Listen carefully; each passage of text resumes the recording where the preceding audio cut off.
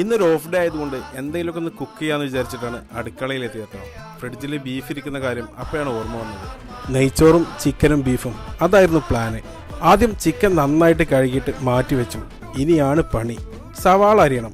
സവാള അരിഞ്ഞാൽ കണ്ണ് നീറുമെന്ന് സ്വാഭാവികമാണ്. എൻ്റെ കണ്ണീര് ആരും കാണണ്ടെന്ന് കരുതിയിട്ട് പിന്നീട് കൂളിംഗ് ഗ്ലാസ് വെച്ചിട്ടായിരുന്നു ബാക്കിയുള്ള കലാപരിപാടി.